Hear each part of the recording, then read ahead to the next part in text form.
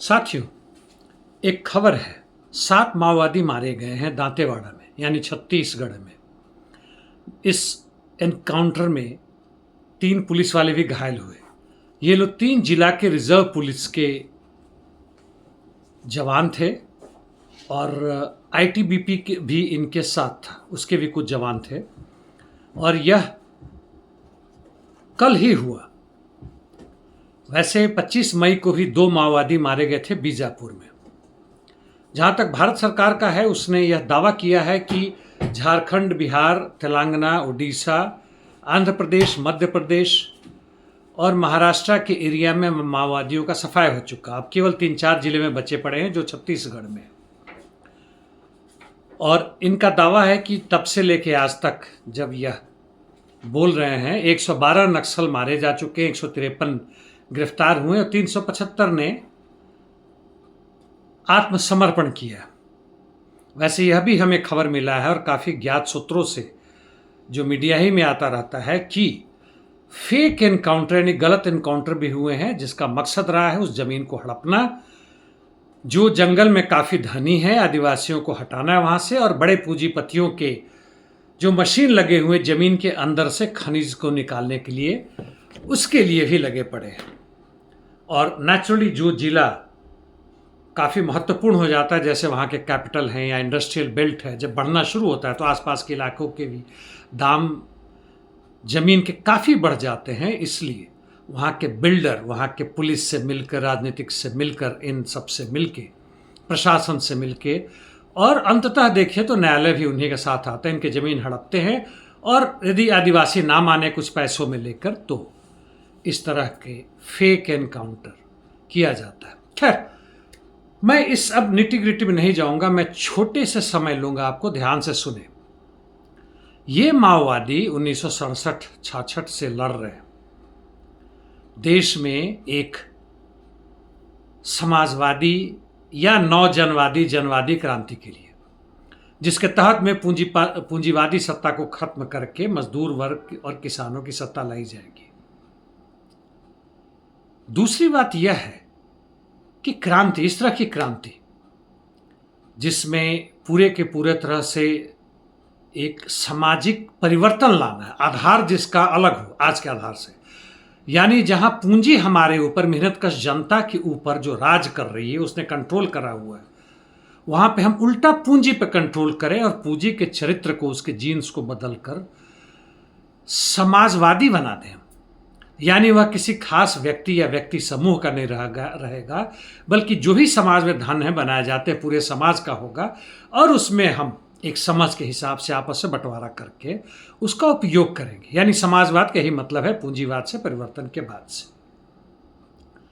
तो क्रांति दोस्तों केवल विज्ञान ही नहीं, एक कला है, और बहुत सारे चीज इसमें शामिल है। कुछ क्षण के लिए माने या मान ही लें, कुछ क्षण नहीं, निकल गया मुंह से, कि ये जो माओवादी हैं सचमुच में क्रांति के प्रति बिल्कुल ईमानदार और वफादार हैं, तो क्या क्रांति कर लेंगे? 50 वर्ष हो गए, सैकड़ों ने, हजारों लोग, खासकर वो लोग भी जिनको काफी कष्ट है, दर्द है पुलिस के दमन के कारण, शोषण के कारण, उनका जमीन जोरू भी, जी हाँ, जिस तरह की घटनाएं आती हैं, जल, यह सब उनसे छीना जा रहा है। और केवल इसलिए कि तथाकथित रूप से देश का विकास हो, जो चंद पूंजीपतियों के हाथों में जा रहा है।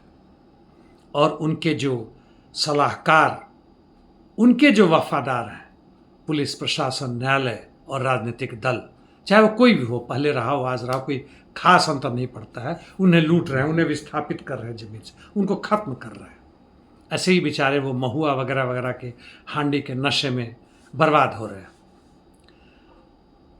तो क्या ऐसे में क्रांति हो जाएगा? आप आम जनता को, मेहनतकश आवाम को, मजदूर वर्ग को, किसानों को साथ नहीं ले रहे हो।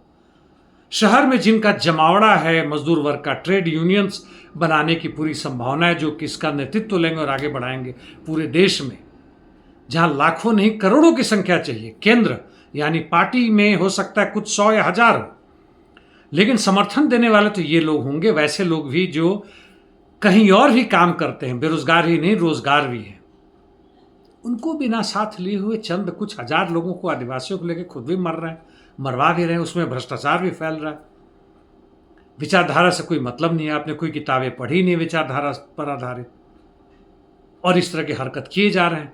आपका ये अनुमान कि आप आगे बढ़ेंगे, गांव से गांव दूसरे गांव को घेरेंगे, कई गांवों से शहर को घेरेंगे, अंततः भारत सरकार को हरा देंगे, यह ख्वाब है दोस्तों।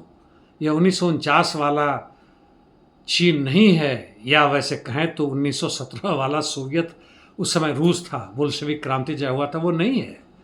आज परिस्थितियां बदल चुकी हैं। पूंजीवाद में जितना भी गहन कंट्राडिक्शन हो, आपस में मतभेद हो, जैसे इस चुनाव में नजर आया, बड़ी जबरदस्त लड़ाइयां हो, कितनी भी कमजोर पड़ रहे हो, लेकिन आपकी इस ताकत के हिसाब से बहुत मजबूत है वो, और आप चंद लोग मिलकर जो कर रहे हैं उससे बाकी लोग जो लड़ना चाहते थे उनका भी लड़ने का जोश खत्म, और देख रहे हैं भैया ये क्या हो रहा है, कोई ये सफल होने वाला है नहीं। वह लिबरेशन के उस सिद्धांत को मानने लगे कि 100-200 वर्ष बाद होगा, तब देखेंगे, अभी चंदा इकट्ठा करो और अपने आप को बचा कर रखो। सीपीआई सीपीएम का नज़ारा तो देख ही चुके हैं।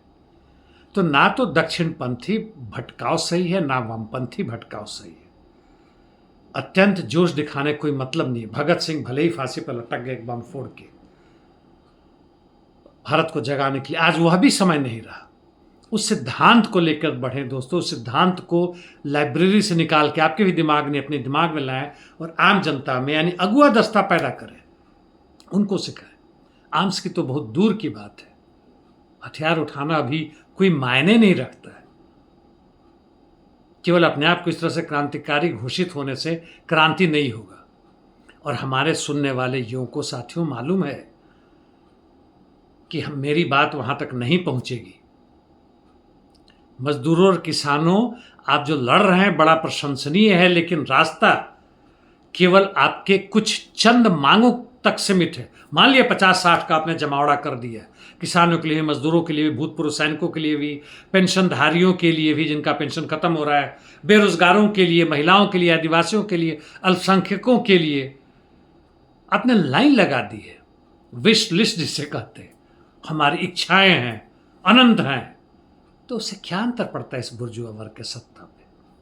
वह तो और मजबूत हो रहा है। और हमारे ही बीच से मान लीजिए 30-35% लोग हैं, उससे मजदूर, किसान, आदिवासी भी हैं, उसमें ओबीसी और दलित भी हैं, जिनके साथ मिलकर हमारे अम्बेडकराइट्स और दूसरे लोग लड़ना चाहते हैं। कुछ नहीं हो रहा है, हम मर रहे हैं, हमारी शहादत की संख्या, शहादतों की संख्या बढ़ती जा रही है। क्रांति केवल वैज्ञानिक जरूरत ही नहीं है, ऐतिहासिक जरूरत नहीं है, केवल भौतिकवादी द्वंद्वात्मक नियम से नहीं है, वह तो है, लेकिन एक कला भी है कि हम किस तरह से उस पूरे चीजों को समेटते हुए क्रांति की तरफ बढ़े। धन्यवाद दोस्तों।